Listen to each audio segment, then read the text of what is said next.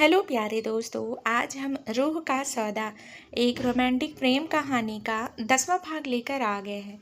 तो चलिए आज की कहानी को शुरू करते हैं। रात के करीब 12:30 बज चुके थे जब समंदर की लहरों को चीरती हुई उस वीआईपी छॉपर के रूटर्स की भारी आवाज़ विला के प्राइवेट हेलीपैड पर गूंज उठी। मन्नत मास्टर बेडरूम की खिड़की के पास खड़ी थी और उसका दिल उसकी चेस्ट के भीतर इतनी तेजी से धड़क रहा था कि उसे खुद अपनी धड़कनें साफ सुनाई दे रही थी। उसने देखा कि रणविजय अपने डार्क थ्री पीस सूट में चॉपर से बाहर निकला। उसके कदमों में हमेशा की तरह वही कड़क और रौबदार एटीट्यूड था, लेकिन उसकी नज़रें सीधे विला के टॉप फ्लोर की तरफ टिकी थी। मन्नत ने जल्दी से खुद को संभाला और बिस्तर पर आकर बैठ गई। वह नहीं चाहती थी कि रणविजय को यह लगे कि वह खिड़की पर खड़ी होकर उसका ही वेट कर रही थी। कुछ ही पलों में बेडरूम का भारी दरवाज़ा बायोमेट्रिक लॉक की वीप आवाज़ के साथ खुला। रणविजय भीतर दाखिल हुआ। उसने अपने सूट का ब्लेजर उतारा और उसे बिना देखे सोफे पर फेंक दिया। उसके चेहरे पर पिछले 2 दिनों की थकान का कोई निशान नहीं था, बल्कि उसकी आंखों में एक बेहद कोल्ड, कैलकुलेटिव और शरारती ठहराव था। वह समझ चुका था कि मन्नत की उस एक कॉल ने उनके बीच की पूरी कनेक्शन को बदल कर रख दिया है। वह भारी सधे हुए कदमों से चलता हुआ बिस्तर के बिल्कुल करीब आया। मन्नत ने अपनी नज़रें झुका रखी थी, लेकिन उसके पैर की भारी पायल की हल्की सी रुनझुन आवाज़ कमरे के सन्नाटे को तोड़ रही थी। रणविजय मन्नत के सामने खड़ा हो गया। उसका टॉल और मस्कुलर फिगर मन्नत के ऊपर एक भारी साए की तरह छा गया। तो मिसेस शेखावत, तुम्हारा यह कीमती वक्त खत्म हो गया। रणविजय की आवाज़ में इस बार वह पुराना हिंसक गुस्सा नहीं था, बल्कि एक बेहद कड़क एटीट्यूड से बड़ा और चिढ़ाने वाला लहजा था। मुझे लगा था कि दिल्ली से लौटने के बाद मुझे यहाँ फिर से तुम्हारी वही मूक बगावत और नफरत देखने को मिलेगी, लेकिन तुम्हारी उस एक कॉल ने मुझे सच में बहुत सरप्राइज कर दिया। मन्नत ने अपने होठों को भींचा और अपनी हिरनी जैसी आंखें उठाकर सीधे उसकी गहरी ब्लैक आंखों में देखा। उसने अपनी आवाज़ को जितना हो सके नॉर्मल और सख्त रखने की कोशिश की, हालांकि उसका दिल अंदर से कांप रहा था। मैंने तुमसे कहा था ना रणविजय, वह कॉल सिर्फ माँ की वजह से था। वे बहुत दिनों बाद पूरी तरह ठीक हुई है और तुम्हारे उस वादे के बारे में पूछ रही थी। तुम बेवजह अपने दिमाग में कोई गलतफहमी मत पालो। रणविजय के होठों पर एक बेहद हल्की डार्क और स्माइल उभर आई। वह मन्नत के पास बिस्तर पर नहीं बैठा, बल्कि 2 कदम पीछे हटकर सोफे की तरफ बढ़ गया। उसका यह बदला हुआ एटीट्यूड मन्नत को थोड़ा सा अजीब लगा। वह आमतौर पर आते ही मन्नत को अपने साय में समेट लेता था, लेकिन आज रात वह जानबूझकर एक दूरी बनाए रखने का माइंड गेम कर रहा था, ताकि वह देख सके कि मन्नत के दिल के भीतर उसके लिए कितनी इनसिक्योरिटी बढ़ चुकी है। गलत फहमी, राइट। रणविजय ने सोफे पर बैठते हुए अपनी शर्ट के कफलिंग्स को ढीला किया। खैर, तुम्हारी उस गलतफहमी को दूर करने के लिए मेरे पास आज एक बहुत बड़ा सरप्राइज है। उसने अपनी जेब से चाबियों का वह गुच्छा निकाला और उसके साथ ही अपना स्मार्टफोन भी साइड टेबल पर रख दिया। वह बिस्तर के पास आया और मन्नत के बिल्कुल सामने फर्श पर घुटनों के बल बैठ गया। मन्नत हैरान हो रह गई।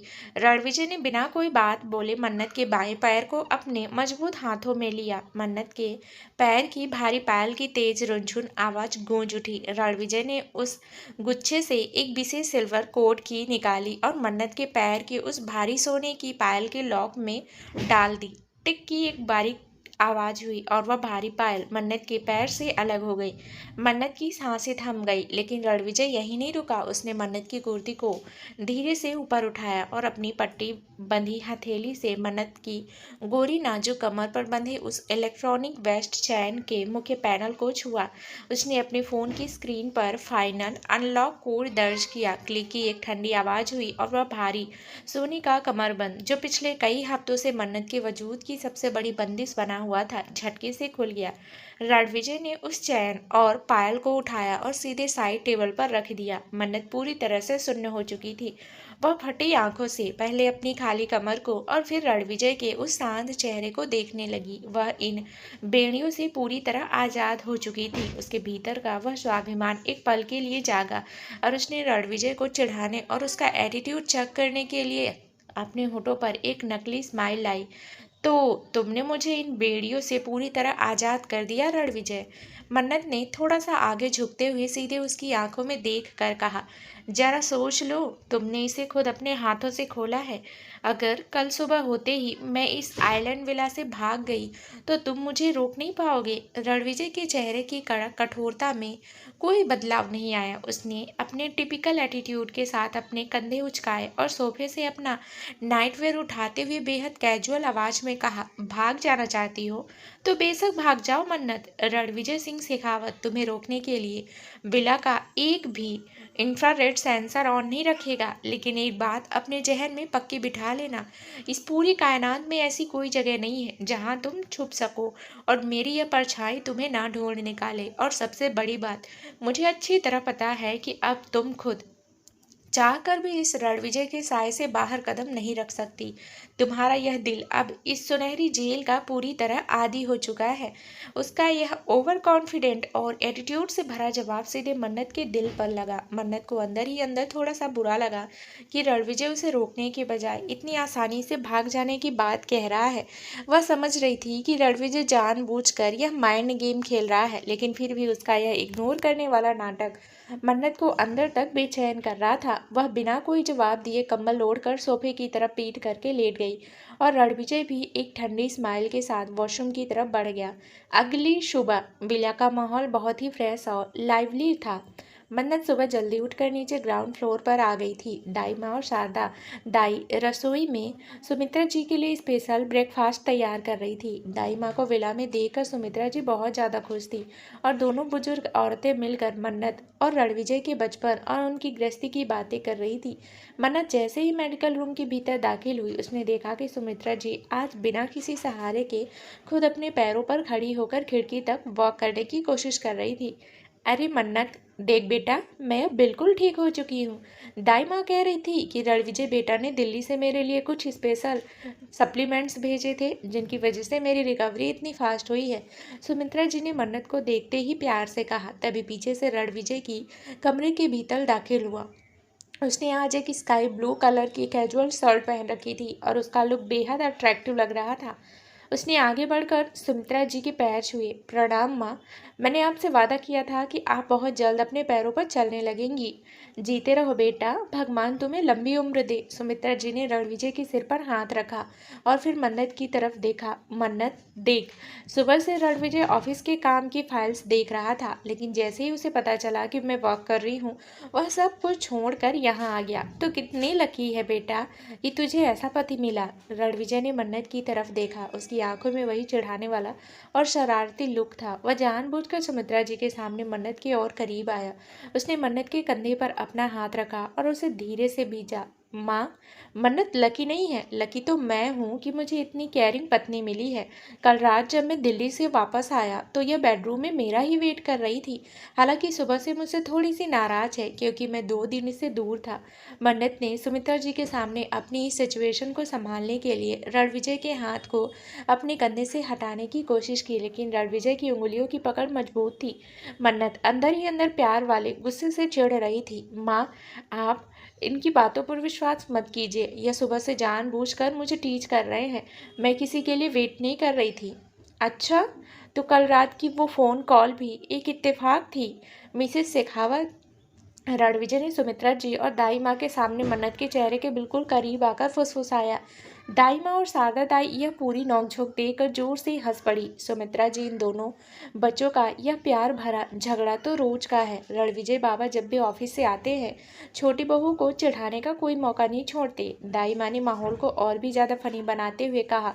ब्रेकफास्ट के बाद मन्नत थोड़ा सा चिढ़कर और शर्माकर वापस ऊपर अपने मास्टर बेडरूम की तरफ भाग गई। उसके पैर अब पूरी तरह से हल्के थे। पायल और वेस्ट चैन के बिना उसे एक अजीब सी आज़ादी महसूस हो रही थी, लेकिन रणविजय का वह इग्नोर करने वाला नाटक उसके दिमाग से निकल नहीं रहा था। वह कमरे में आकर सोफे पर बैठ गई और एक किताब पढ़ने की कोशिश करने लगी, लेकिन उसका ध्यान लगातार दरवाजे की तरफ ही भटक रहा था। करीब 1 घंटे बाद रणविजय बेडरूम के भीतर दाखिल हुआ। उसने कमरे का दरवाज़ा बंद किया लेकिन उसे लॉक नहीं किया। वह मन्नत के पास आया और सीधे स्टडी टेबल से अपना लैपटॉप उठाने लगा। उसका यह नॉर्मल और बिजनेस लाइक बिहेवियर मन्नत को और भी ज़्यादा परेशान कर रहा था। वह मन्नत के इतने करीब होकर भी उससे बात नहीं कर रहा था। मन्नत ने अपनी किताब को साइड में रखा और खड़ी हो गई। रणविजय, तुम मुझसे इस तरह सीधे मुंह बात क्यों नहीं कर रहे हो? कल रात से तुम्हारा यह एटीट्यूड मुझे बिल्कुल समझ नहीं आ रहा है। तुमने मेरी बेड़ियाँ खोल दी। तुम माँ के सामने मुझे चढ़ा रहे हो और अकेले में तुम मुझे इस तरह इग्नोर कर रहे हो जैसे मैं यहाँ वजूद ही नहीं रखती।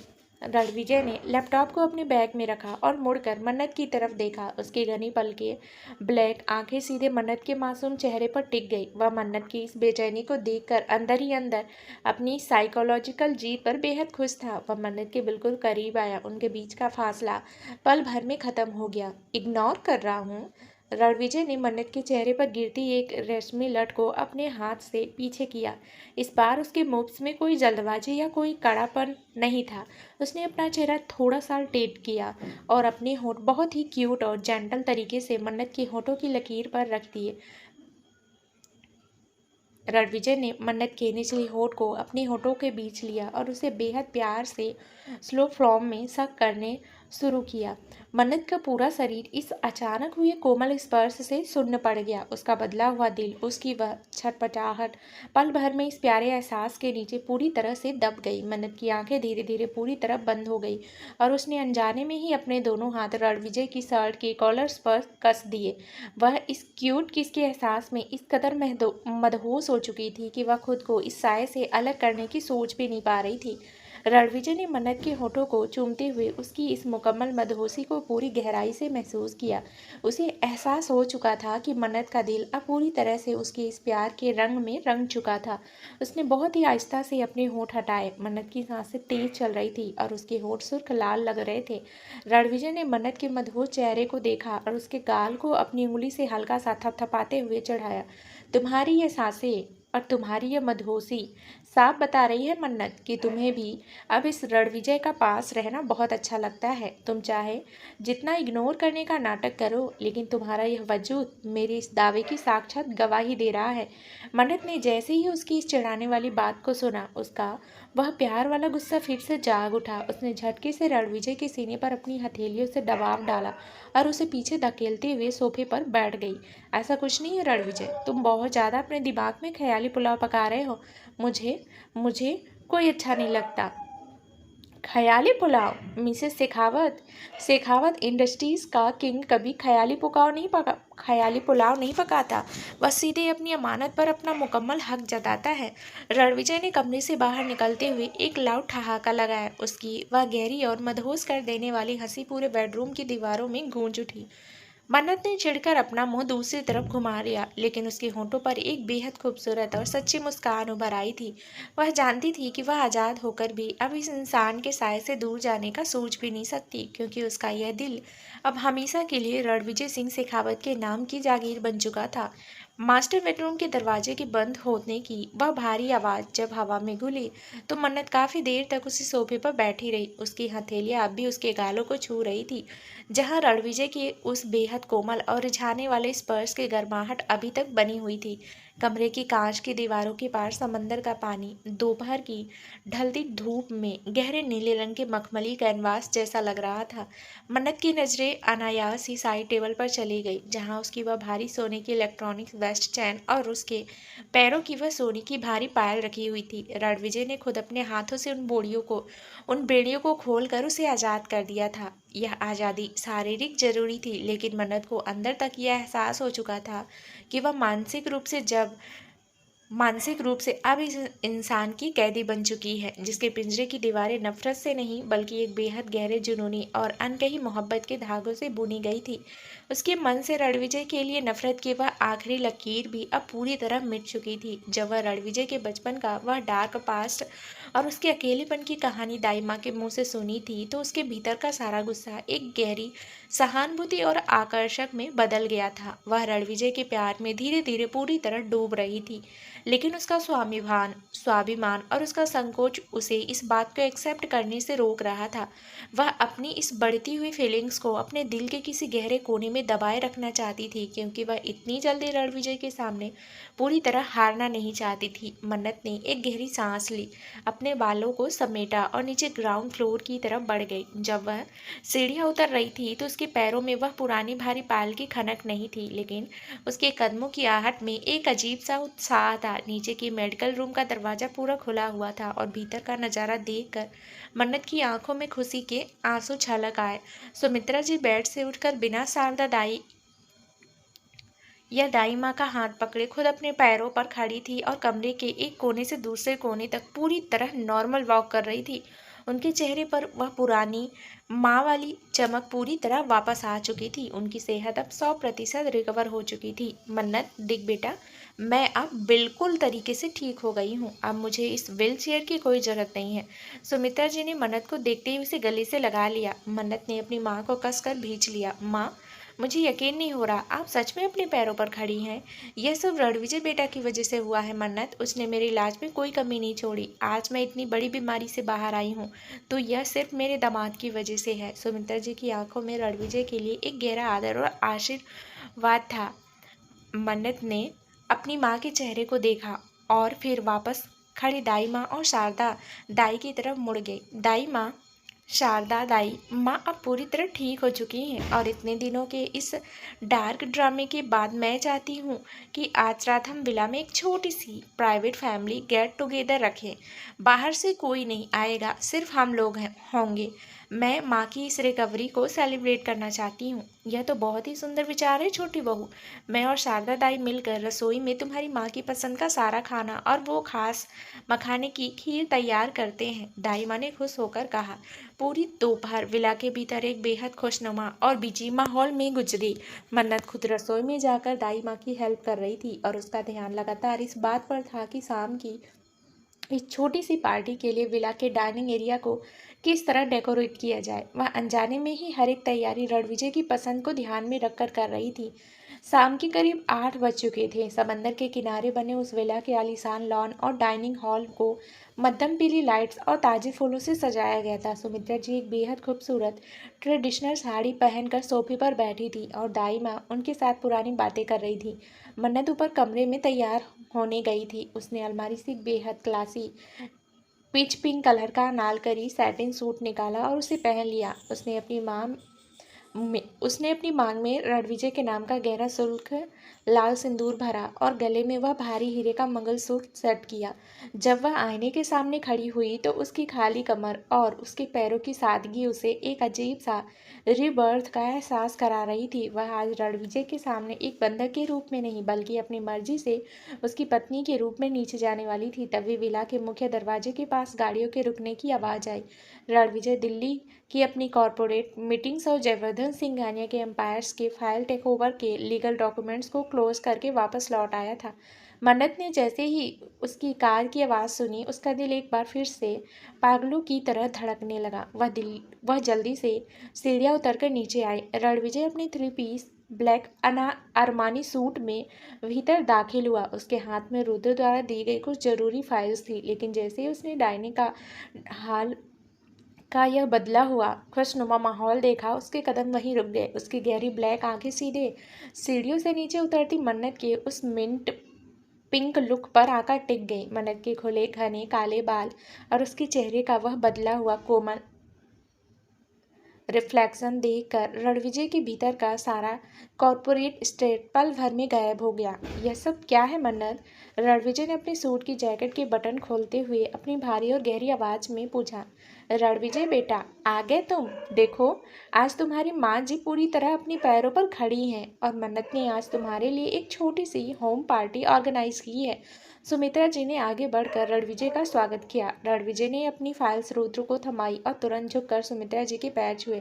उसने सुमित्रा जी को बिना किसी सहारे के चलते देखा तो उसके चेहरे पर एक बेहद सच्ची और स्माइल उभर आई। यह देखकर मुझे बहुत खुशी हुई माँ। मैंने आपसे वादा किया था कि आप बहुत जल्द वॉक करना शुरू कर देंगी। तुमने अपना वादा निभाया बेटा। अब मन्नत ने तुम्हारे लिए तुम्हारी पसंद का सारा डिनर तैयार करवाया है। सुमित्रा जी ने मन्नत की तरफ इशारा करते हुए कहा। डिनर टेबल पर माहौल बेहद फनी वार्म और मैच्योर था। रणविजय मन्नत के बिल्कुल बगल वाली कुर्सी पर बैठा। वह जानबूझकर सुमित्रा जी और दाई माँ के सामने मन्नत के करीब आने का, उसके नखरे उठाने का मौका नहीं छोड़ रहा था। उसने मन्नत की प्लेट में खुद अपने हाथों से उसकी पसंद की डिशेज सर्व की। मन्नत, तुमने आज कुकिंग में दाई माँ की हेल्प की है तो मुझे यकीन है कि खाना बहुत टेस्टी होगा, लेकिन तुम खुद कुछ क्यों नहीं खा रही हो? क्या कल रात की वो मिस करने वाली फीलिंग्स अभी तक खत्म नहीं हुई? रणविजय ने मन्नत के कान के पास झुककर बेहद धीमी और मदहोश कर देने वाली आवाज में फुसफुसाया। मन्नत ने टेबल के नीचे से रणविजय के पैर पर हल्के से अपने पैर से दबाव डाला ताकि वह चुप हो जाए, लेकिन उसके पैर में पायल ना होने की वजह से वह टच और भी ज्यादा सॉफ्ट और सेंसुअल हो गया था। रणविजय के होठों पर एक गहरी शरारती स्माइल आ गई। रणविजय, तुम चुपचाप खाना खाओ, माँ देख रही हैं। मन्नत ने अपनी आवाज को जितना हो सके कंट्रोल में रखते हुए कहा, हालांकि उसके गाल इस वक्त पूरी तरह ब्लश कर रहे थे। देखने दो मन्नत, माँ जी को भी तो पता चलना चाहिए कि उनका दामाद अपनी पत्नी को चढ़ाने का कोई मौका नहीं छोड़ता। रणविजय ने सुमित्रा जी की तरफ देखकर अपनी स्माइल को और चौड़ा कर दिया। सुमित्रा जी और दाई माँ दोनों की हंसी पूरे डाइनिंग हॉल में गूंज उठी। सुमित्रा जी, इन दोनों का यह नोक झोंक तो विला का सबसे खूबसूरत हिस्सा है। बाबा जब भी ऑफिस से थक कर आते हैं, छोटी बहू को परेशान करके उनकी सारी थकान दूर हो जाती है। दाई माँ ने माहौल को और भी ज्यादा लाइवली बना दिया। डिनर खत्म होने के बाद सुमित्रा जी और दाई माँ अपने अपने रूम्स में आराम करने चली गई। विला के भीतर एक बार फिर वही शांत और गहरा सन्नाटा पसर गया। मन्नत भारी कदमों से चलती हुई वापस ऊपर मास्टर बेडरूम की तरफ बढ़ने लगी। पर जैसे ही कमरे के भीतर दाखिल हुई, उसने देखा कि रणविजय पहले से ही खिड़की के पास खड़ा समुद्र के काले पानी को देख रहा था। उसने अपने सूट का कोट और टाई उतार दी थी और उसकी शर्ट के ऊपर के बटन खुले हुए थे। मन्नत कमरे के बीचों बीच खड़ी हो गई। उसकी खाली कमर और उसके पैर की पायल के बिना उसका वजूद इस वक्त पूरी तरह आजाद था, लेकिन रणविजय का वह शांत रूप उसे अंदर ही अंदर बेचैन कर रहा था। वह अच्छी तरह जानती थी कि रणविजय उसका माइंड गेम खेल रहा है। वह उसकी हर एक फीलिंग्स को, उसके दिल के इस बदलाव को बहुत अच्छे से समझता था। रणविजय अंदर से पागलों की तरह बेताब था कि मन्नत खुद आगे बढ़कर बिना किसी दबाव के अपने मुंह से यह एक्सेप्ट करे कि वह भी उससे प्यार करती है। उसने मन्नत के इस इकरार के लिए हफ्तों का इंतजार किया था और वह इस आखिरी पड़ाव पर आकर कोई जल्दबाजी नहीं करना चाहता था। वह चाहता था कि मन्नत का यह सरेंडर पूरी तरह से उसकी अपनी मर्जी से हो। रणविजय मुड़ा और भारी सदे हुए कदमों से चलता हुआ मन्नत के बिल्कुल सामने आकर खड़ा हो गया। मन्नत 6 फीट 2 इंच का टॉल और मस्कुलर फिगर मन्नत के ऊपर एक डार्क शैडो की तरह छा गया। उसने मन्नत के चेहरे को अपने हथेलियों में फ्रेम किया। इस बार उसके मूव्स में कोई जल्दबाजी या नहीं थी। उसने अपना चेहरा थोड़ा ऊपर झुकाया और अपने होठ मन्नत के होठों के ऊपरी किनारे पर रख दिए। रणविजय ने मन्नत के निचले होठों को अपने होठों के बीच लिया और उसे बेहद प्यार से बहुत ही धीमे स्लो फ्लो में सक करना शुरू किया। मन्नत का पूरा शरीर इस स्पर्श से सुन्न पड़ गया। उसका बदला हुआ दिल, उसकी वह छटपटाहट पल भर में इस प्यारे एहसास के नीचे पूरी तरह से पिघल गई। मन्नत की आंखें धीरे धीरे बंद हो गई और उसने अनजाने में ही अपने दोनों हाथ रणविजय के चौड़े कंधे पर कस दिए। वह इस क्यूट किस के एहसास में इस कदर मदहोश हो चुकी थी कि वह खुद को इस साय से अलग करने की सोच भी नहीं सकती थी। रणविजय ने मन्नत के होठों को चूमते हुए उसकी इस मुकम्मल मदहोशी को पूरी गहराई से महसूस किया। उसने बहुत ही आहिस्ता से अपने होंठ हटाए, लेकिन वह मन्नत से दूर नहीं हटा। उसने मन्नत के माथे को अपने माथे से टिका लिया। दोनों की हैवी ब्रीथिंग कमरे की खामोशी में गूंज रही थी। मन्नत, रणविजय की आवाज में इस बार एक अजीब सी कपकपी और एक गहरी इमोशनल तड़प थी। तुम्हारी ये सांसें और तुम्हारी यह धड़कनें मुझसे झूठ नहीं बोल सकती। मैं जानता हूँ कि तुम्हारा यह दिल अब इस रणविजय के लिए धड़कने लगा है। मैं उस दिन का बहुत बेसब्री से इंतजार कर रहा हूँ जब तुम खुद अपनी मर्जी से बिना किसी मजबूरी के मेरे सामने अपने इस प्यार का इजहार करोगी। मैं तुम्हारे मुंह से यह सुनने के लिए पूरी तरह पागल हो चुका हूँ। रणविजय ने मन्नत की आंखों में देखा, जहां अब सिर्फ और सिर्फ उसके लिए एक अनकहा समर्पण था। और मन्नत, जिस दिन तुम खुद मुझसे अपने प्यार का इजहार करोगी, मैं उस दिन पूरी दुनिया के सामने तुम्हारी माँ और दाई माँ की मौजूदगी में पूरे विधि विधान और रीति रिवाजों के साथ तुमसे दोबारा शादी करूंगा। हमारी पहली शादी जिस खौफ और मजबूरी के साये में हुई थी, वह हमारी किस्मत नहीं थी। मैं तुम्हें शेखावत साम्राज्य की वो असली दुल्हन बनाना चाहता हूँ जो अपनी मर्जी से मेरी इस मांग का सिंदूर और मेरी रूह बनना स्वीकार करे। मैं तुम्हारी माँ के सामने तुम्हें वो मुकम्मल सम्मान देना चाहता हूँ। रणविजय के इन बेहद भावुक, सच्चे और सम्मान से भरे लफ्जों ने मन्नत के दिल के भीतर की आखिरी रेजिस्टेंस को भी पूरी तरह से पिघला कर रख दिया। वह फटी आंखों से उसकी इस रूप को देख रही थी। वह इंसान जो उसे कैद करके रखता था, आज उसकी माँ के सामने उसे पूरी विधि विधान से दोबारा ब्याहने का यह पवित्र प्रपोजल उसके सामने रख रहा था। मन्नत ने अपनी आंखें बंद कर ली और चुपचाप अपना सिर रणविजय के चौड़े और फौलादी सीने पर टिका दिया। उसने अपने हाथ उसकी पीठ पर कस लिए। वह अभी अपने मुंह से इजहार नहीं करना चाहती थी, उसका संकोच उसे रोक रहा था, लेकिन उसका यह खामोश समर्पण रणविजय को यह बताने के लिए काफी था कि वह दिन अब बहुत ज्यादा दूर नहीं था। रणविजय ने मन्नत को अपनी बाहों के मजबूत घेरे में पूरी तरह समेट लिया और कमर उठाकर उसे अपने सीने से चिपकाए बिस्तर पर लेट गया। समंदर की लहरों का शोर बिला की दीवारों से टकरा रहा था, लेकिन इस बंद बेडरूम के भीतर वक्त जैसे ठहर चुका था। अगली सुबह जब विला के मास्टर बेडरूम में समंदर की ठंडी हवाओं के साथ सूरज की पहली किरण दाखिल हुई तो माहौल पूरी तरह बदल चुका था। रणविजय के फोन पर दिल्ली कॉरपोरेट हेड ऑफिस से एक बेहद अर्जेंट एनक्रिप्टेड कॉल आया था। जयवर्धन सिंघानिया के बचे कुचे अंडरग्राउंड लीगल केसेस और सिंगापुर मर्जर की कुछ फाइल्स में अचानक कोई बड़ी टेक्निकल दिक्कत आ गई थी, जिसके कारण रणविजय को सुबह सुबह ही रुद्र और अपनी स्पेशल कमांडो टीम के साथ दिल्ली के लिए निकलना पड़ा। जाने से पहले उसने मन्नत को सोते हुए देखा, उसके माथे को धीरे से छुआ और सादत आई को सुमित्रा जी की मेडिकल केयर की सख्त हिदायत देकर विला से रवाना हो गया। दोपहर के करीब 3 बज चुके थे। मन्नत नीचे ग्राउंड फ्लोर के लॉन में सुमित्रा जी और दाई माँ के साथ बैठी हुई थी। सुमित्रा जी की सेहत अब पूरी तरह सुधर चुकी थी और वे दाई माँ के साथ हंस हंस कर बातें कर रही थी। विला का माहौल बहुत खुशनुमा था, लेकिन मन्नत के दिल के भीतर एक अजीब सी बेचैनी धीरे धीरे अपने पैर पसार रही थी। सुबह से लेकर अब तक रणविजय का कोई मैसेज या कॉल नहीं आया था, जो कि उसके टिपिकल पजेसिव नेचर के बिल्कुल उलट था। वह जब भी ऑफिस जाता था, हर 2 घंटे में मन्नत के वेस्ट चैन का डिजिटल सिग्नल और उसका हालचाल जरूर लेता था। शाम के 7 बज चुके थे और विला के बाहर समंदर का पानी पूरी तरह से डार्क हो चुका था। मन्नत से अब और इंतजार नहीं हुआ। उसका स्वाभिमान, उसका स्वाभिमान और उसका संकोच इस वक्त उसकी बढ़ती हुई घबराहट के सामने पूरी तरह घुटने टेक चुके थे। वह भारी कदमों से चलती हुई ऊपर मास्टर बेडरूम में आई और उसने साइड टेबल पर रखे रणविजय के पर्सनल स्मार्टफोन को उठाया। उसका दिल उसकी चेस्ट के भीतर किसी पंछी की तरह फड़फड़ा रहा था। उसने कांपते हुए अंगूठे से रणविजय का नंबर डायल किया। The number you are trying to reach is currently switched off. Phone की स्पीकर से आती वह मैकेनिकल आवाज सुनते ही मन्नत की पूरी वजूद में एक ठंडी सिरहन दौड़ गई। रणविजय सिंह शेखावत का फोन बंद था। यह इस पूरी लाइफ में कभी नहीं हुआ था। उसका फोन शेखावत इंडस्ट्रीज के साइबर ग्रिड से 24 घंटे कनेक्टेड रहता था। मन्नत ने दोबारा डायल किया, लेकिन नतीजा वही था। उसकी घबराहट अब धीरे धीरे एक गहरे खौफ में बदलने लगी थी।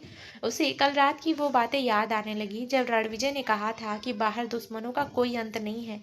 मन्नत ने बिना एक पल गंवाए तुरंत रुद्र के नंबर पर कॉल लगा दी। उसका पूरा शरीर डर के मारे थर थर कांप रहा था। 3-4 रिंग्स जाने के बाद दूसरी तरफ से कॉल रिसीव हुई, लेकिन वहां से रुद्र की नॉर्मल आवाज के बजाय गाड़ियों के सायरन्स, एम्बुलेंस के हॉर्न्स और लोगों की चिल्लाने का एक भयानक शोर सुनाई दे रहा था। बैकग्राउंड का वह माहौल इतना डिस्टर्बिंग था कि मन्नत की सांसें वहीं अटक गई। रुद्र रुद्र रणविजय कहाँ है? उनका फोन सुबह से बंद क्यों आ रहा है? तुम लोग दिल्ली से वापस कब आ रहे हो? मन्नत ने रोते हुए चीख कर पूछा। उसकी आवाज में छटपटाहट साफ थी। दूसरी तरफ रुद्र का नेटवर्क शायद बहुत खराब था, या फिर वह किसी बहुत बड़े कंफ्यूजन और पैनिक सिचुएशन में था। गाड़ियों के क्रैश होने और लोहे के टकराने की आवाज के बीच रुद्र की हांफती हुई और कटी फटी आवाज आई। मैं दिल्ली हाईवे पर सर की गाड़ी का बहुत बड़ा एक्सीडेंट सर। और इससे पहले कि रुद्र अपनी बात पूरी कर पाता, अचानक एक तेज धमाके जैसी आवाज हुई और फोन पूरी तरह से डेड हो गया। रुद्र, हेलो हेलो रुद्र, बात करो मुझसे। रणविजय, रणविजय, मन्नत पागलों की तरह चीखने लगी, लेकिन कॉल डिस्कनेक्ट हो चुकी थी। मन्नत के हाथों से स्मार्टफोन छूटकर फर्श पर जा गिरा। उसकी आंखों के सामने पूरी तरह से अंधेरा छा गया। उसकी पैरों तली जमीन खिसक चुकी थी। बहुत बड़ा एक्सीडेंट। रूथ के ये लफ्ज मन्नत के कानों में किसी जलते हुए शीशे की तरह गूंज रहे थे। वह बुरी तरह रोती हुई पागलों की तरह सीढ़ियां उतरकर नीचे ग्राउंड फ्लोर की तरफ भागी। उसके पैर की आवाज़ इस वक्त किसी कयामत के नगाड़े की तरफ पूरे विला में गूंज रही थी। माँ, दाई माँ, शारदा दाई। मन्नत रोते हुए मेडिकल रूम के भीतर दाखिल हुई। उसका चेहरा पूरी तरह सफ़ेद पड़ चुका था और उसकी सांसें उखड़ रही थी।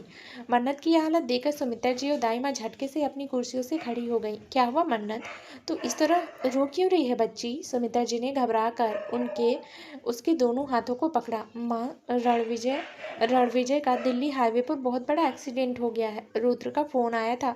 वह कह रहा था कि सर की गाड़ी, और फिर फ़ोन कट गया। उसका फ़ोन भी सुबह से बंद आ रहा है। माँ, मन्नत सुमित्रा जी के सीने से लगकर फूट फूट कर रोने लगी।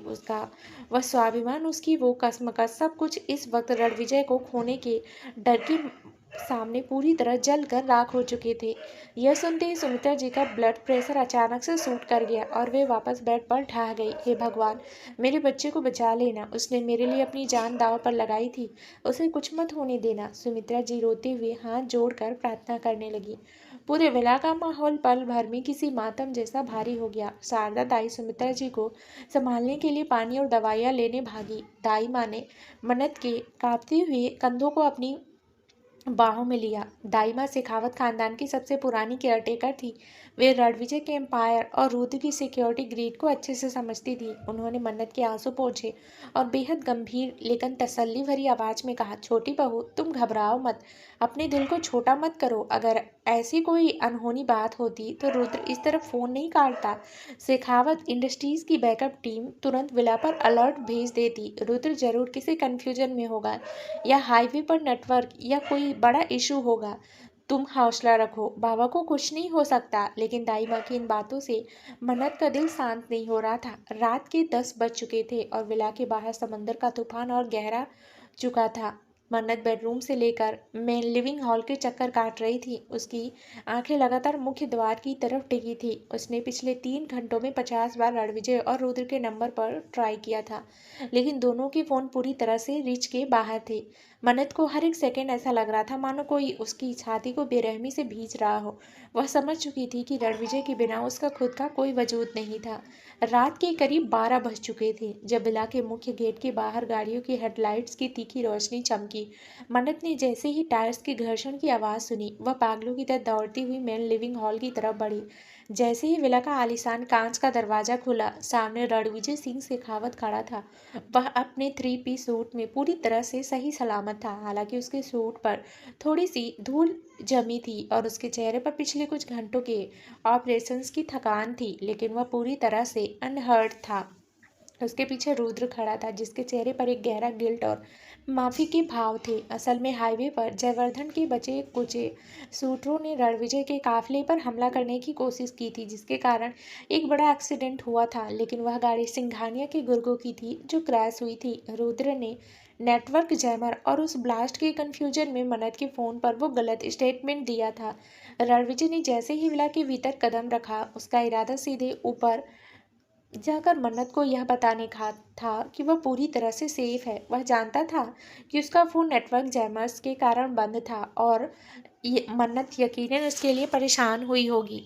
लेकिन इससे पहले कि वह सीढ़ियों की तरफ कदम बढ़ाता, मन्नत एक तूफान की तरह दौड़ती हुई आई और सीधे उसके गले लग गई। मन्नत ने अपना सारा संकोच, अपनी हिचकिचाहट और अपने एहसास की दुनिया की पूरी परवाह छोड़ दी थी। वह पूरी तरह से भूल चुकी थी कि उसके ठीक पीछे सुमित्रा जी, दाई माँ और खुद रुद्र खड़े थे, जो रणविजय के साथ ही भीतर आया था। मन्नत ने अपने दोनों हाथ रणविजय की गर्दन के पीछे कस दिए और उसके सीने में अपना मुंह छुपाकर पागलों की तरह फूट फूट कर रोने लगी। रणविजय का फौलादी शरीर मन्नत के इस अचानक और बेहद पैशनेट हमले से पल भर के लिए पूरी तरह स्टिल हो गया। उसकी गहरी ब्लैक आंखें शौक के मारे फैल गई। उसने कभी सपने में भी नहीं सोचा था कि मन्नत पूरी दुनिया के सामने इस कदर उसके लिए अपनी सारी दीवारें तोड़ देगी। रणविजय, तुम ठीक हो ना? तुम सच में ठीक हो ना? मन्नत रोते हुए हाँफते हुए रणविजय के बुरे चेहरे को, उसके मजबूत कंधों को, उसकी चेस्ट को और उसकी बाहों को अपनी हथेलियों से पागलों की तरह छू कर देखने लगी, मानो यह तसल्ली कर लेना चाहती हो कि सामने खड़ा इंसान कोई परछाई नहीं है। तुम्हें कुछ हो जाता तो मैं कैसे रहती? मेरा क्या होता? मुझे कितनी घबराहट हो रही थी, तुम्हें अंदाजा भी है? तुम बहुत गंदे हो रणविजय, तुमने मुझे एक बार भी इन्फॉर्म नहीं किया। तुम ऐसा क्यों करते हो? तुम हमेशा मुझे परेशान करते हो। जब तुमने मुझे कैद करके रखा था तब भी मैं तुम्हारे इस पागलपन से परेशान थी, और आज जब मैं तुमसे दूर हूँ तब भी मेरी सांसें तुम्हारे बिना रही हैं। मैं क्या करूँ रणविजय? मन्नत की आंखों से आंसू लगातार बह रहे थे और उसका यह प्यार भरा गुस्सा, उसकी यह बेबसी उसके चेहरे पर साफ चमक रही थी। उसने बिना एक पल सोचे सीधे आगे बढ़कर रणविजय के दोनों गालों पर अपने होंठ रख दिए और उसे पागलों की तरह चूम लिया, और फिर सीधे उसकी आंखों में अपनी नजरें गड़ाकर पूरी दुनिया के सामने चीख पड़ी, I love you Ranvijay, I love you so much, please मुझे छोड़कर कभी मत जाना, मैं तुम्हारे बिना नहीं जी सकती। मन्नत के मुंह से निकले इन शब्दों को सुनते ही पूरा विला जैसे पल भर के लिए पूरी तरह खामोश हो गया। रणविजय पूरी तरह से स्तब्ध रह गया। जिस इकरार का, जिस वफादारी का और जिस प्यार का इंतजार वह बरसों से कर रहा था, जिसके लिए उसने मन्नत को इस सुनहरी जेल का कैदी बनाया था, आज वह इकरार मन्नत के मुंह से इस तरह अचानक सबके सामने मुकम्मल हो चुका था। रणविजय का वह असीमित घमंड, उसका वह कड़क और सख्त रूप मन्नत के इस पागलों जैसे प्यार को देखकर अंदर तक पिघलने लगा। उसकी गहरी ब्लैक आंखों के कोनों में एक पल के लिए हल्के से आंसू छलक आए। वह एक बेहद सख्त और पत्थर दिल इंसान था जिसने कभी दुनिया के सामने अपने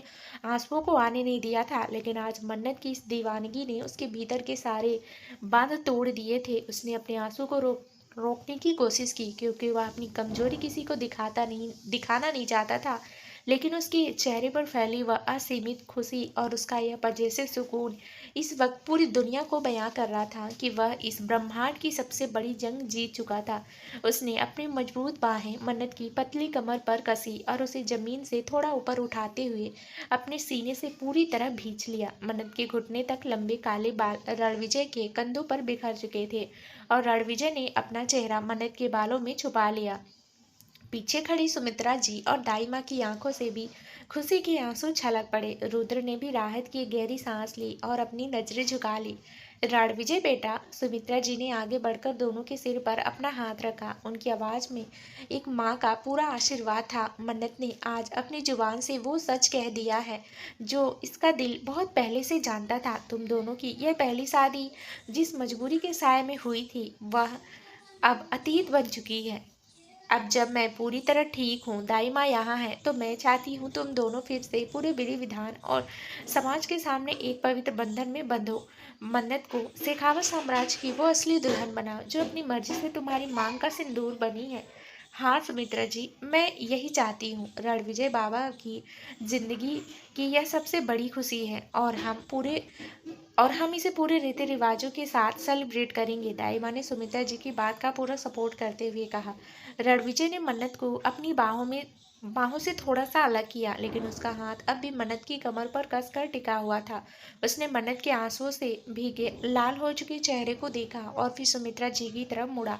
जैसा आप कहें माँ जी, मैं मन्नत को वो मुकम्मल सम्मान और वो शादी देना चाहता हूँ जिसकी यह हकदार है।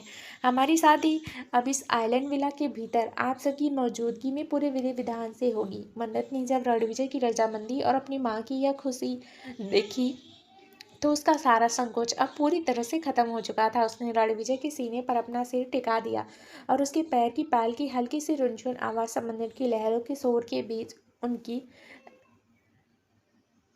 इस नई हसीन और मुकम्मल जर्नी का ऐलान करने लगी। उसकी उस खौफनाक रात और एक्सीडेंट की उस बड़े कन्फ्यूजन को बीते पूरे 2 दिन हो चुके थे। इन 2 दिनों के भीतर विला की हवाओं से वह पुराना तनाव, दमघोटू सन्नाटा और कसमकस पूरी तरह गायब हो चुकी थी। समंदर की लहरें जब विला की कंक्रीट की दीवारों से टकराती थी तो उनकी आवाज़ में अब कोई चेतावनी नहीं थी, बल्कि एक अजीब सा सुकून महसूस होता था। दिल्ली का वह पूरा अंडरग्राउंड चैप्टर और जयवर्धन सिंघानिया की बची कुछ लीगल फाइल को रणविजय की पीआर और लीगल टीम ने पूरी तरह से क्लोज कर दिया था। अब पूरी शेखावत साम्राज्य पर एक ऐसा पीसफुल ठहराव आ चुका था जिसका इंतजार मन्नत और रणविजय दोनों को वर्षों से था। सुबह के करीब 9 बज चुके थे। विला के ग्राउंड फ्लोर पर बने आलीशान डाइनिंग हॉल और ओपन लॉन का नज़ारा आज बिल्कुल बदला हुआ था। दाई माँ शारदा दाई और रुद्र सुबह से ही पूरे विला को गेंदे के पीले और सफ़ेद फूलों से सजाने में बिजी थे। यह कोई ग्रैंड या मीडिया हाइप्ड शादी नहीं थी, क्योंकि रणविजय इस बात को लेकर पूरी तरह से क्लियर था कि वह इस बेहद पवित्र और खास पल को बाहरी दुनिया की गंदी नज़रों और मीडिया के कैमरों से पूरी तरह दूर रखना चाहता था। इस शादी में सिर्फ उनके अपने लोग थे, सुमित्रा जी, दाई माँ, शारदा दाई और रणविजय का सबसे वफादार प्रोटेक्टर रुद्र। मन्नत अपने मास्टर बेडरूम में आईने के सामने खड़ी थी। उसने आज एक बेहद खूबसूरत सादा लेकिन इंटरनेशनल डिजाइनर का तैयार किया हुआ लेमन येलो कलर का सैटिन अनारकली सूट पहन रखा था, जिस पर चांदी के धागों का बारीक काम था। उसकी कमर और उसके पैर अब पूरी तरह से आजाद थे। उस भारी सोने की कमरबंद और पायल की बेड़ियों का निशान अब उसकी त्वचा से भी धीरे धीरे गायब हो रहा था। लेकिन जैसे ही उसने अपनी मांग में लगे उसे हल्के से सिंदूर को देखा, उसका दिल एक बार फिर पागलों की तरह धड़कने लगा। वह आज अपनी मर्जी से अपने पूरे होशो हवास में रणविजय की दुल्हन बनने के लिए नीचे जाने वाली थी। तभी बेडरूम का दरवाजा खुला और दाईमा हाथ में पीतल की एक आलीशान कटोरी लिए भीतर दाखिल हुई, जिसमें ताजी पिसी हुई हल्दी और चंदन का खुशबूदार लेप रखा था। दाईमा ने मन्नत के इस मिंट येलो लुक को देखा तो उनकी बूढ़ी आंखों में खुशी के आंसू छा गए। छोटी बहू, आज तुम्हें इस रूप में देखकर ऐसा लग रहा है मानो शेखावत मेंशन का सारा अंधेरा हमेशा के लिए दूर हो गया है। दाई माँ ने मन्नत के गालों को सहलाते हुए कहा, नीचे सुमित्रा जी और रणविजय बाबा तुम्हारा ही वेट कर रहे हैं। चलो, आज तुम्हारी हल्दी की रस्म का वक्त हो चुका है। मन्नत ने शर्माकर अपनी नजर झुका ली और दाई माँ के पीछे पीछे नीचे की तरफ बढ़ गई। विला के ओपन लॉन में, जहाँ सामने नीला समंदर लहरा रहा था, एक छोटा सा ट्रेडिशनल मंडप तैयार किया गया था। सुमित्रा जी एक बेहद खूबसूरत सिल्क साड़ी पहने सोफे पर बैठी थी और उनके चेहरे की वह माँ वाली मुस्कान मन्नत के दिल को एक गहरा सुकून दे रही थी। रणविजय पहले से ही मंडप के बीचों बीच रखी एक आलीशान कुर्सी पर बैठा हुआ था। उसने एक बेहद सिंपल और कंफर्टेबल वाइट कुर्ता पजामा पहन रखा था, जिसकी आस्तीन कोहनी तक मुड़ी हुई थी। उसके चेहरे पर हमेशा की तरह वही कड़क रौबदार एटीट्यूड था, लेकिन जैसे ही उसकी गहरी ब्लैक आंखें सीढ़ियों से नीचे उतरती मन्नत के उस येलो लुक पर पड़ी, उसकी आंखों में एक अजीब सा मदहोश कर देने वाला पजेसिवनेस और प्यार साफ चमक उठा। आ जाओ मन्नत, देखो तुम्हारी माँ सुबह से ही तुम्हारी हल्दी का वेट कर रही हैं। रणविजय ने अपनी भारी और गहरी आवाज में कहा। उसकी टोन में जो एक रिझाने वाला रुख था, उसे देखकर मन्नत के गाल पर पल भर में और ज्यादा ब्लश करने लगी। सुमित्रा जी ने सबसे पहले आगे बढ़कर रणविजय और मन्नत के माथे पर हल्दी का टीका लगाया। भगवान तुम दोनों को दुनिया की हर खुशी दे। रणविजय बेटा, आज मेरी आत्मा पूरी तरह तृप्त हो गई कि मैं अपनी बच्ची की शादी अपनी आंखों के सामने इस तरह हंसते खेलते देख पा रही हूँ। इसके बाद दाई माँ और शारदा दाई ने मिलकर मन्नत और रणविजय के गालों पर, उनके हाथों पर वह हल्दी और चंदन का लेप लगाना शुरू किया। रुद्र मंडप से कुछ दूरी पर खड़ा अपनी नजरें झुकाए मुस्कुरा रहा था। रणविजय ने जानबूझकर सुमित्रा जी के सामने मन्नत को चिढ़ाने का कोई मौका नहीं छोड़ा। जब दाई माँ मन्नत के गालों पर हल्दी लगा रही थी तो रणविजय ने अपनी उंगली की नोक पर थोड़ा सा लेप लिया और मन्नत के गालों पर फेरते हुए बेहद धीमी आवाज में फुसफुसाया, यह हल्दी का रंग तो सिर्फ एक बहाना है मन्नत। तुम्हारी इस खूबसूरत आंखों में और तुम्हारी इन सांसों पर जो मेरा रंग चढ़ चुका है, उसे यह समंदर का पानी भी कभी साफ नहीं कर पाएगा। रणविजय प्लीज शांत रहो, माँ देख रही हैं। मन्नत ने अपनी आवाज को जितना हो सके कंट्रोल में रखते हुए कहा, हालांकि उसका पूरा वजूद इस वक्त रणविजय के इस क्लोज टच की वजह से सिहर रहा था। देखने दो मन्नत, माँ जी भी तो देखें कि उनकी बेटी अपने पति के इस एहसास में कितनी जल्दी मदहोश हो जाती है।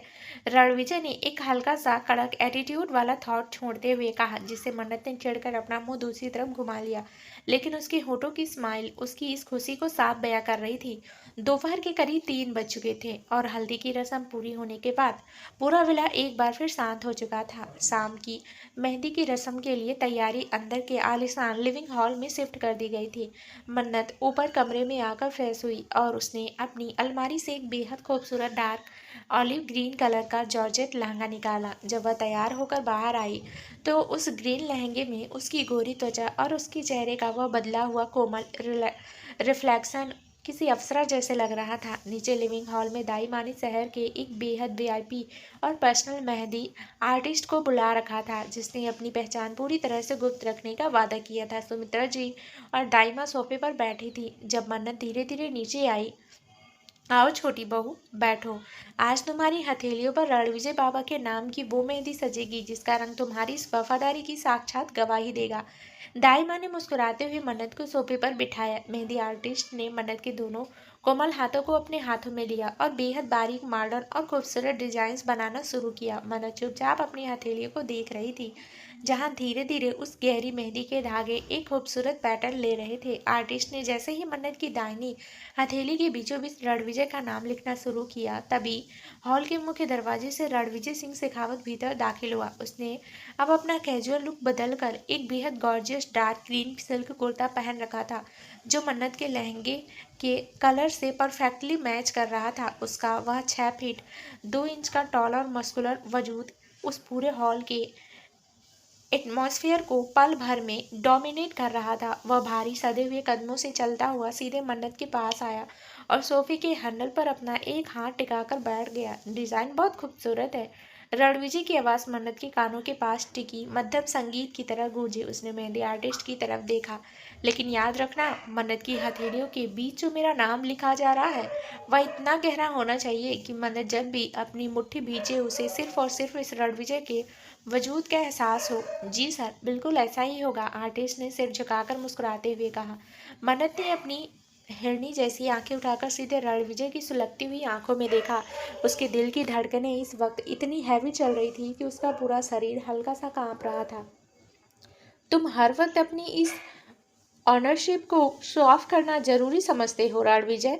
यहाँ सिर्फ हमारे अपने लोग हैं, फिर भी तुम अपनी इस पजेसिव टोन को कम नहीं करते।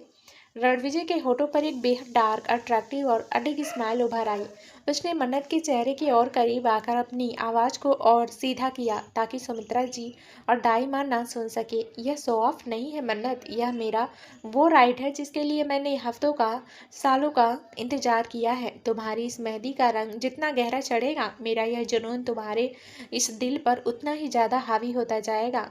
रात के करीब 10 बज चुके थे। मेहंदी की रस्म पूरी तरह मुकम्मल हो चुकी थी और आर्टिस्ट विला से जा चुका था। सुमित्रा जी और दाई माँ भी काफ़ी थक चुकी थी, इसलिए वे अपने अपने रूम्स में आराम करने चले गए। विला के भीतर एक बार फिर वही शांत गहरा सन्नाटा पसर गया था। मन्नत अपने मास्टर बेडरूम में बैठी सोफे पर अपने दोनों हाथों को हवा में फैलाए मेहंदी के सूखने का वेट कर रही थी। उसकी हथेलियों पर बना वह डार्क ग्रीन लेप अब धीरे धीरे सूख रहा था। तभी बेडरूम का दरवाजा खुला और रणविजय भीतर दाखिल हुआ। उसने अपने कुर्ते की आस्तीन को थोड़ा ऊपर चढ़ा रखा था। वह मन्नत के पास आया और सीधे फर्श पर उसके सामने बैठ गया। उसने मन्नत के दोनों कांपते हुए हाथों को बहुत ही आहिस्ता से बिना मेहंदी को डिस्टर्ब किए अपनी उंगलियों के सपोर्ट पर लिया। चलो मन्नत, तुम्हारी इस मेहंदी को साफ करने का वक्त हो चुका है, रणविजय ने अपनी भारी और मदहोश कर देने वाली आवाज में कहा। उसने बहुत ही जनरल तरीके से एक छोटे से सिल्वर नाइफ की नोक से मन्नत की हथेलियों पर जमी उस सूखी हुई मेहंदी की पपड़ियों को धीरे धीरे हटाना शुरू किया। रणविजय के मूव्स में इस बार कोई जल्दबाजी, कोई पुराना चीजें नहीं थी। वह बहुत ही स्लो, पैशनेट और केयरिंग फ्लो में मन्नत की हथेलियों को साफ कर रहा था। जैसे जैसे वह हरी मेहंदी फर्श पर गिर रही थी, मन्नत की गोरी हथेलियों के बीच रणविजय के नाम का वह चटक गहरा सुर्ख लाल रंग उभर कर बाहर आ रहा था। वह रंग इतना डार्क और खूबसूरत था कि मन्नत खुद उसे लेकर मंगलसूत्र मंत्रमुग्ध हो गई। रणविजय ने मन्नत की हथेलियों के बीच लिखे अपने नाम को देखा और उसके चेहरे पर एक ऐसी असीमित आत्मसंतुष्टि और पॉजिटिवनेस, जीत की स्माइल उभर आई जिसकी कल्पना भी किसी ने नहीं की थी। उसने मन्नत के दोनों हाथों को ऊपर उठाया और मन्नत की हथेलियों के बिल्कुल बीचों बीच, जहां उसका नाम लिखा था, अपने होंठ रख दिए। रणविजय ने मन्नत की हथेलियों के बीचों बीच एक बेहद कोमलता से चूम लिया और अपनी जीभ की कोमल नोक से उस लाल रंग के हिस्से को बहुत ही स्लो फ्लो में सक करना शुरू किया। मन्नत के पूरे वजूद में एक अजीब सा मीठा नशा दौड़ गया। उसकी सांसें उखड़ने लगी। रणविजय ने मन्नत को कोई शारीरिक तकलीफ नहीं दी थी। उसका यह नया और फ्रेश रोमांटिक मोह मन्नत के दिल के भीतर की आखिरी संकोच को भी पूरी तरह से पिघला चुका था। मन्नत ने अपनी आंखें बंद कर ली और रणविजय के इस गहरे दीवाने प्यार के एहसास में पूरी तरह से डूब गई। रणविजय ने अपनी होंठ मन्नत की हथेलियों से हटाए और सीधे उसकी आंखों में अपनी नजरें गड़ा दी। तुम्हारी इस मेहंदी का यह गहरा रंग साफ बता रहा है मन्नत कि तुम अब पूरी तरह से रणविजय के साए में समा चुकी हो। कल सुबह इस विला के मंडप में पूरी विधि विधान के साथ तुम हमेशा हमेशा के लिए मेरी इस शेखावत साम्राज्य की ऑफिशियली मालकिन और मेरी रूह बन जाओगी। मन्नत ने कोई जवाब नहीं दिया।